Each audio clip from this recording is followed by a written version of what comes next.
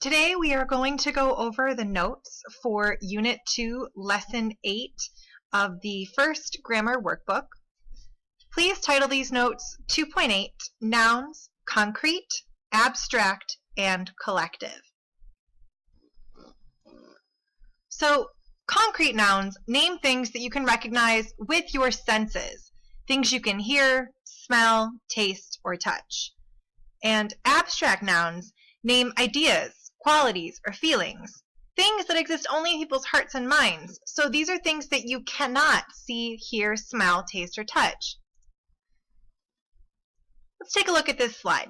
So abstract nouns refer to an idea, state, or quality.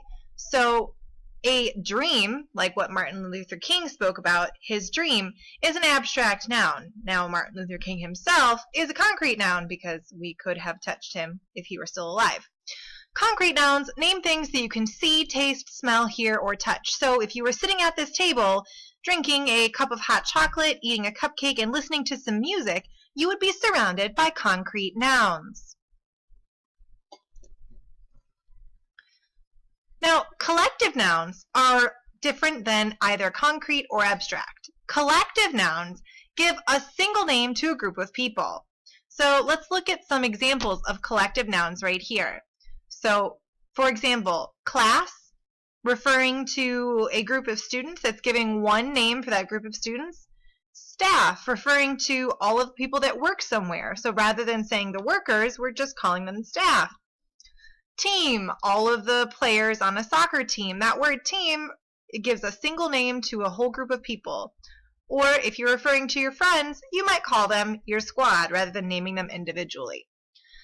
Now, the previous two columns right here give examples of concrete nouns and abstract nouns. Remember, concrete nouns are things you can see, taste, smell, hear, and touch.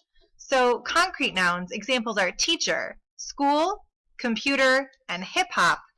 And if we look back at the slide again, abstract nouns are ideas, states, or qualities. Remember, things that live in our hearts and in our minds. So these are things like emotions, the concept or idea of growth, the idea of time, or values, or the things that we feel are important.